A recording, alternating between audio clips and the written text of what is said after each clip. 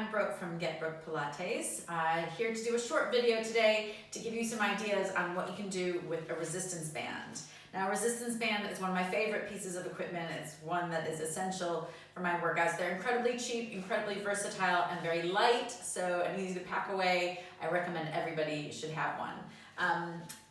Light to medium strength is usually fine, but make sure it's quite long. I always say judge it should be about the length of your mat. So just a little bit under 2 meters, 1.6, 1.7 meters, something like that is always a good length. So I'm just gonna do a few reps of each of these different exercises to give you an idea. It's not a full workout.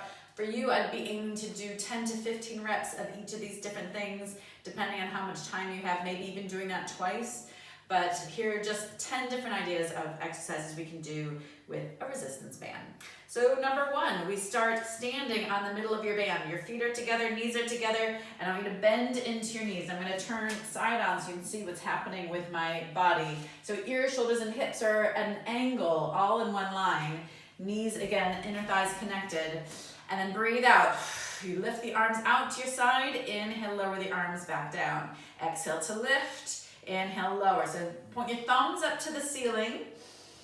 Keep your shoulders nice and relaxed, and you take the hands just above shoulder height. Stay in your half squat. So what I often see in groups is people have their legs straight or they're standing up trying to do it like this. Better to go soft through those knees, drop the hips to the back wall, and do about 10 or 15 here.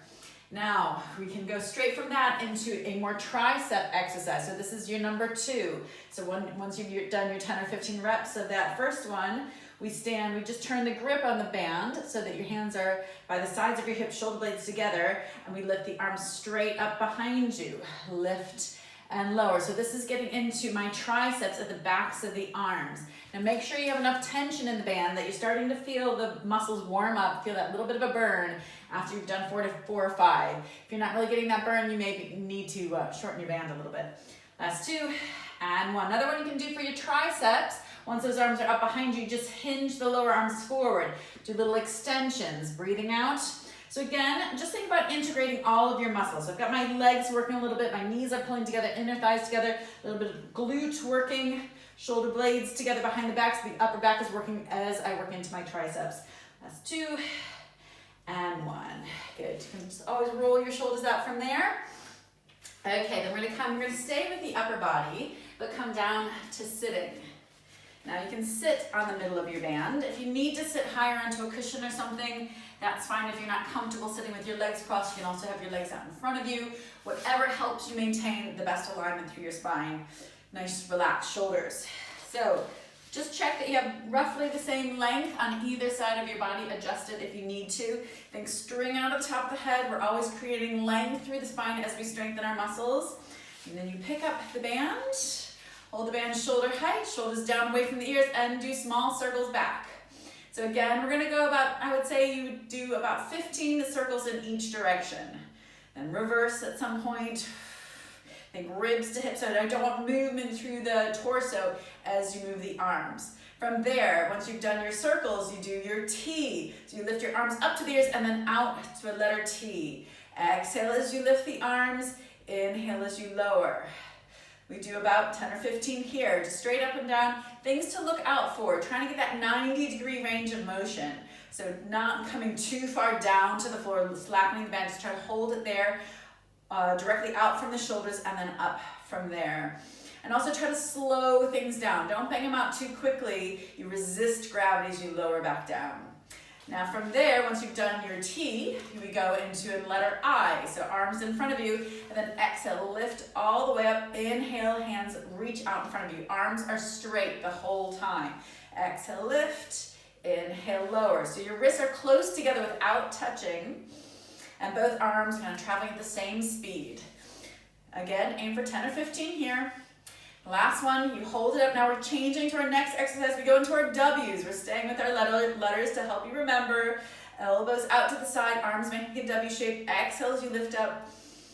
Good, so we've gone from our T to our I to our W, as well as your circle. So 4 different exercises that you can do for the upper body, sitting on the middle of your band. Last one, lift, and then reach your arms out to the side. Now come off that band. We're going to stay with the upper body, but think more a little bit about your back, your upper back. This next one's really good for posture. So just kind of line your legs out directly in front of you. Grab the band, wrap it around your feet, and then I want you to actually cross the band. You can do it without the cross in the band, but I find that that wrap just gives you a little bit more resistance, which is quite nice. So I want you to sit as tall as you can. Think posture. So imagine a wall behind you. Your head, your shoulders, and your hips would all be against that straight wall.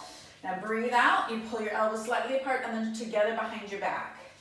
Breathing out, pulling back. Pinch the shoulder blades together. Good. So you just pull the shoulders back. Keep your spine nice and long. Think core connection, think length. But we're focusing on the muscles of your upper back as you pull that band back and forward. Good. Another thing that you always think about in Pilates is flow, how you can flow from one exercise to the next. From this one, we're going to flow into an abdominal exercise. I want you to lean back, pull your knees together, and pull your knees up into your V-sit. Now you're going to breathe out and in. So using that band just to help you stretch out, just press into the band and pull back in. It's quite a nice feeling to have that resistance, that little bit of tension. You can do these without the band, but it's quite nice with the band. Think about leading with your chest. So try not to hunch the shoulders, try to open the collarbone, shoulders back, chin up. Go for 10 or 15, last one. Okay, so now the last series, a little bit of a change. So we're gonna take the band up off and we're gonna focus on our legs. So you flip over to all fours. And we're gonna use that band just for a little extra resistance. You just start with the band folded in two. Just gonna lay it over your fingers, try to have it wide. And then lay it across your mat. Now I'm just gonna do one side, just to give you those ideas. You're supposed to do these on your own. And so we use the left knee to hold the band as you get it around your right foot. Extend the right leg back. Now square your hips. So your left hip is over the left knee, right hip points to the mat, shoulders down away from the ears, pressing the mat away, zip the core in, and then we lift the legs. So once you have everything perfectly aligned and the core strong, you start lifting that leg. So that band just adds that extra little bit of resistance to kind of force you to work the muscles harder. So the focus here is on your right glute. Your standing leg is also doing some work as well through this whole series. Depending on how many you do, your standing leg may start to build up a little bit of a burn as well.